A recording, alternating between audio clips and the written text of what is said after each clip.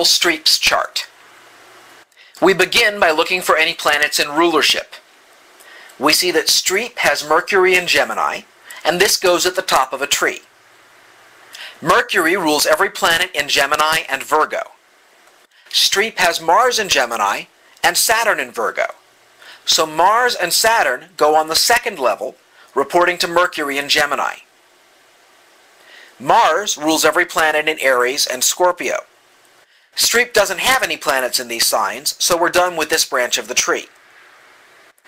Saturn rules every planet in Capricorn and Aquarius. Streep's Jupiter is in Aquarius, so Jupiter goes on the third level, reporting to Saturn.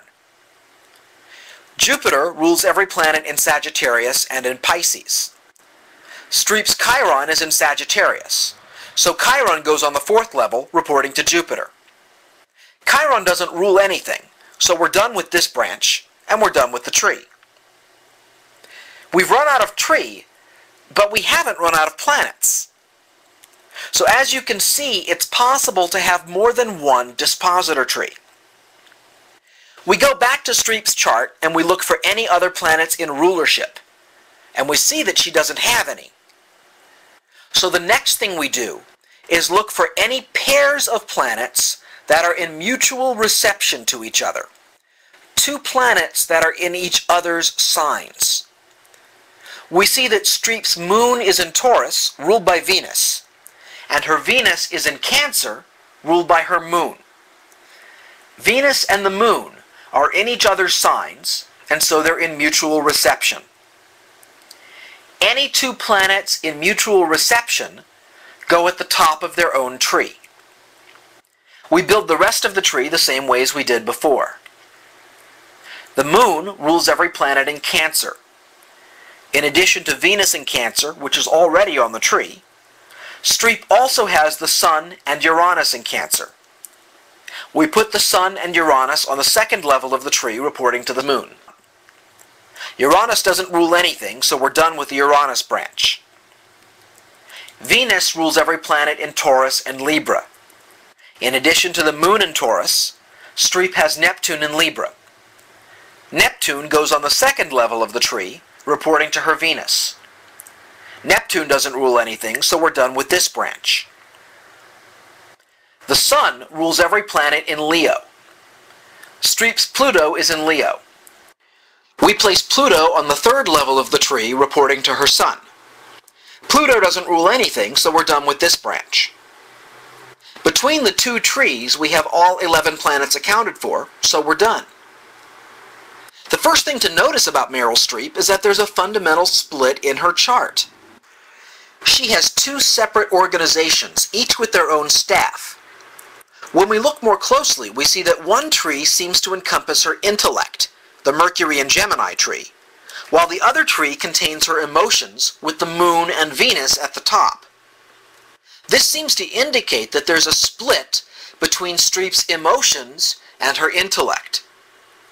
Now it's interesting that while Streep has a reputation for being one of the finest actresses of her generation, she's most admired for her technique, which is flawless, although her emotions sometimes seem a bit distant. It's not that she doesn't experience emotions. With the amount of Cancer energy in her chart, she experiences emotions very deeply. It's just that she doesn't have an easy way to communicate and express these emotions because of the split between her intellect and her feelings. Finally, we'll look at Sylvester Stallone's chart. We begin by looking for any planets in rulership, and we see that there aren't any.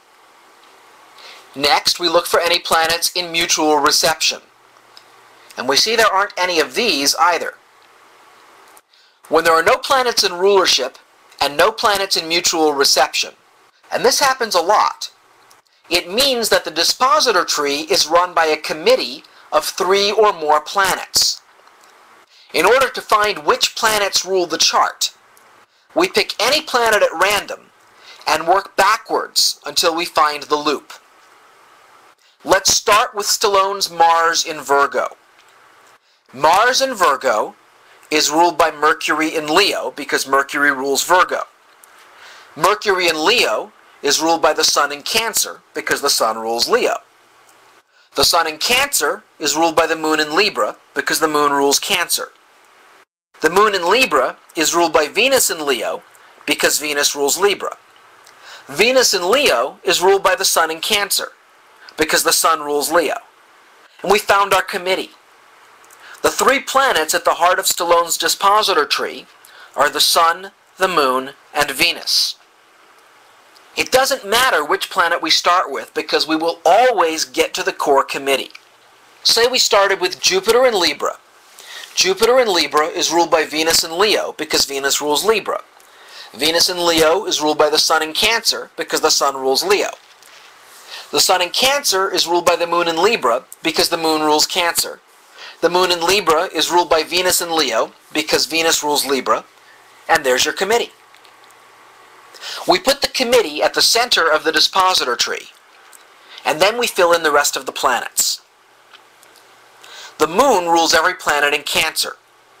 Stallone's Sun in Cancer is already on the tree as one of the committee members. Stallone also has Saturn in Cancer, so we add Saturn in Cancer to the tree, reporting to the Moon.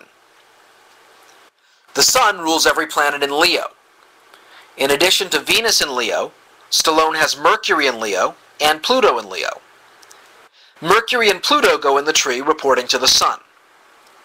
Pluto doesn't rule anything, so that branch is finished.